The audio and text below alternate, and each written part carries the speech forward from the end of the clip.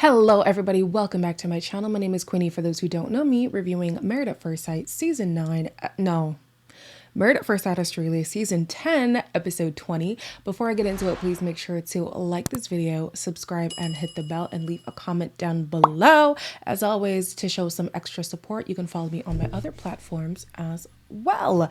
Let's get into this episode, okay? So as the couples arrive, Evelyn is telling the women the Sandy drama, and from Sandy's perspective, it seems like she'd be open to fixing things. He was showing photos of his ex-girlfriends. I'm like, that's straight up disrespect, and I'm not okay with it. If he owns it, if he says, you know what, I've said the wrong thing, I'm really sorry, does that change it for you? I mean, when it's good, it's really good. Like, Dan can say all the right things, and he makes me feel really good sometimes. Like, is this who Dan is, or is this all fake? She says when it's good, but honey, when it's bad. The bad is so bad that it trumps the good when it's good. I'm so sorry, Sandy. No. If he has the ability to talk about her the way that he does in her presence, I can only imagine what he says in her absence. Immediately no. Hugo was also heard on this butt dial that, Hugo was heard talking about Taylor on this butt dial. And oh my gosh, I cannot speak today. And Evelyn was not going to let him off the hook. Hugo, tell the truth now, please. Don't make me go there. I don't want to be that chick. See you next Tuesday. Don't believe I called her. I could believe it if it was like BITCH. Hugo was blindsided. Absolutely blindsided, we can all agree. But then I'm like, well, you said what you said and you kind of need to be called out on it, right? On the other hand, I'm like, Taylor too is just so insufferable, and we feel it through the screen. I can only imagine how painful it is living with her on a day-to-day basis, right? And she acknowledges that she emasculates Hugo and still doesn't take accountability for it, isn't remorseful for it. And I'm just like, it's hard to have empathy for somebody who doesn't have empathy for others. You know what I'm saying? Of course, whatever Hugo said, allegedly, was wrong and wasn't nice. It was rude. It was disrespectful. But then Taylor has been that this entire time. Not that it's supposed to be a tit for tat situation. It's just really hard to feel for somebody who has no feelings. Dan, of course, knew that he was walking into a crucifixion. He was aware before arriving. So when the dinner party starts, he tries to get ahead of it. And I'm like, oh, you think you're slick, eh? There's nothing that I've said to anybody else that I haven't said to Sandy. Did you hold up your phone and show your ex-girlfriends boasting? That's what I was just about to say. Rupert asked me whether or not I had a type. Did I see Dan showing me pictures of his ex? I did. You up. You cop it on the chin. This man walked in with the confidence that he was going to have the support of the men. Do you know how delusional you must be knowing that you said things that were completely out of line about your spouse and think, oh, the guys are going to have my back, so it's fine. I'm just going to pretend like it didn't happen. And speaking of pretend like it didn't happen, this man went from, I didn't say those things to, oh, I wasn't even there to, well, what I said wasn't harmful. Well, I thought you weren't there. So if you weren't there, how did you say things that weren't harmful? And then I thought you didn't say anything at all. So like, what's the story, Dan? Really? You know, he had told Sandy that he was going to spend the weekend with his daughter. He says that he did, but spent some time with the boys. And I'm like, were you with your daughter?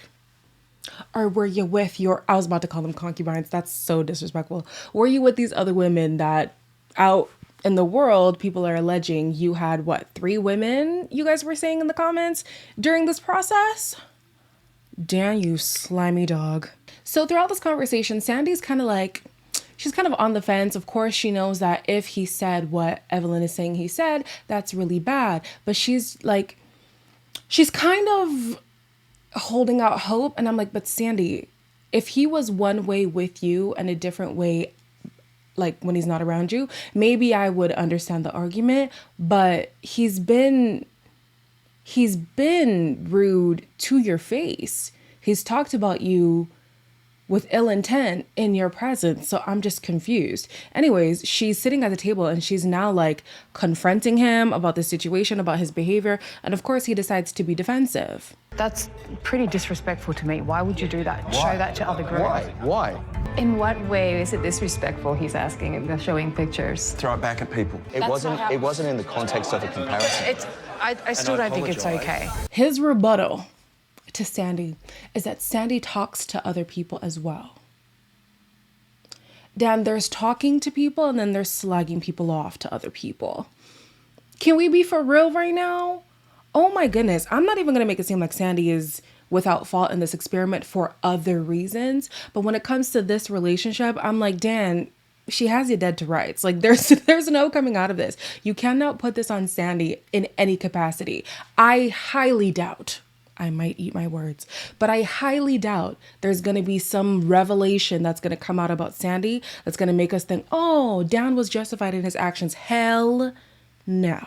Sandy isn't having it when it comes, not Sandy, Claire isn't having it with Dan. And because Sandy, she's like speaking up, but not really. Claire's like, it's okay, I got it. I'm no angel. I've obviously made a massive mistake in the confines of this experiment. Showing pictures of ex-girlfriends is belittling her, and you still haven't owned up to that. Still. It's okay to have preferences and notice compatibilities and incompatibilities. Y'all ever have an encounter with somebody and you're just like, this person has to be my moral compass, and if they are saying yes to something, you have to say no? That's Harrison. That is Harrison. You can never agree with a person like Harrison, because if you do, you need to look at yourself and say, well, how far off the rails have I gone? I have that person about, literally, let me tell you a quick story. I tweeted something and the person liked and retweeted. I deleted that tweet immediately. I said, oh no, let me read that again. It's off. Take it down. Take it down. That's the impression I get from Harrison. And Dan, if you're agreeing with him, something's off. Of course, Hugo is witnessing like, ooh, I already got my tongue lashing. Things are not looking great for Dan. I should just apologize. But Taylor wasn't having it. Can I say my bit? Shut up. Shut up. You don't get to speak. I legitimately do not remember the I'm not saying it didn't happen. I understand that doesn't excuse it. And I know that I'm going to have to do a lot of work to make it up to Taylor. He does try to accept full responsibility. He thinks that the see you next Tuesday did not come out of his mouth, but if it did in a drunken moment, he does take accountability for that as well. Taylor, yeah, the person who's technically wrong in this situation is Hugo, but I'm looking at Taylor like, you still have your own dirt as well, because again, she acknowledges that she emasculates him. She pushes the envelope, but she doesn't want to accept that she's pushed it too far. She's absolutely vile to this man. And I'm like, you can't excuse that behavior. And you can't say, well, this person's being bad too, and I'm going to accept the victim role to absolve myself. You're just as much in the wrong as he is. Melinda takes Sandy to the side and tries to have a conversation with her to say, hey, the feelings that you're feeling are valid. But here comes Dan to intercept. I just would not put up with that, and you shouldn't put up with that. I don't want to put up with it, but... And he'll probably come over now because he doesn't want us talking. Like, I'm really sorry for the way that I've made you feel, and I really didn't see that. I hope that, we can move through this. But allow me to exchange some of that me time for our time. But that's what I've been asking for from the start. I'm just thinking to myself, like, of course, there's something within Sandy, and it probably stems from being sheltered and being from a very religious, conservative household, that is almost like seeking the validation of Dan. And Dan has noticed this. Poor Sandy. Dan has noticed, and he's like, well, I need to be the only person in her ear so that I can control the narrative. Y'all know how scary that is? She can't even have private conversations with other people because they might help her stand firm in her opinion when it comes to Dan. So he needs to come and be the one, let me tell you, no, I'm sorry, you know how I feel about you, you know I care about you, blah, blah, blah. And she really was starting to like believe it. And I'm like, Sandy, no. Sandy, no. So thank God Dan just constantly puts his foot in his mouth, because they come back to the table and he decides he's going to share that they've been intimate in an attempt to make it seem like he's working on the whole attraction thing. And Sandy's like, Well, why would you do that? Sandy and I had sex. You disappeared for the weekend and went out with the boys and told me you need to disconnect for 3 days. You can probably understand why I'm upset. What did you say? You haven't said it. Evelyn heard it on the butt dial. Physical. Harrison, shh. He really thought bringing up the fact that you had sex with Sandy was going to rectify the situation, because the whole conversation is about preference. He came into this process thinking he was very open, realized maybe not. What gave you that revelation, Dan?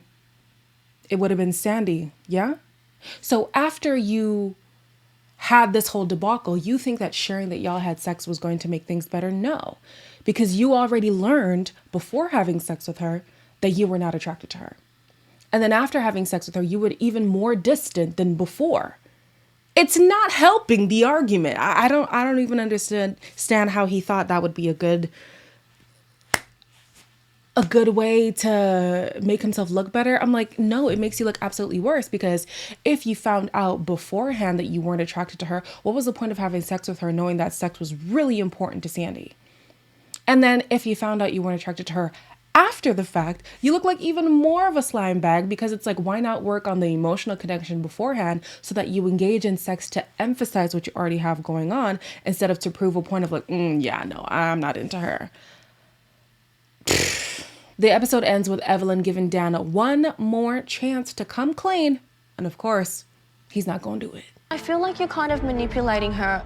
In what way? What do you mean? You're very intelligent at deflecting the situation. You were boasting. No, I absolutely was not boasting. You're not into Sandy. That's not true, though. Listen, we already know that Dan decided early on, we don't know how early, but he decided early on he's not going to pursue this woman. So I don't know why he's trying to make it seem like there is a future between them and it's up to them to decide how things are going to go going forward. You've already in your mind ended the relationship, if it ever started at all. Like, we know he's exploring like other options. They're dangling like little seeds of the affair in our face with the whole Georgia situation. Georgia was at the wedding, basically dumbfounded at the fact that Dan would be matched with Sandy. So it's no surprise to us that he isn't attracted to her. I had higher hopes for Dan, but seeing how he's acted the last few episodes, I'm like, you were down there with Harrison, child, and you don't want to be there. Anyways, that's all I have for you guys today. Like, comment, share, and subscribe, and I'll see you in the next one.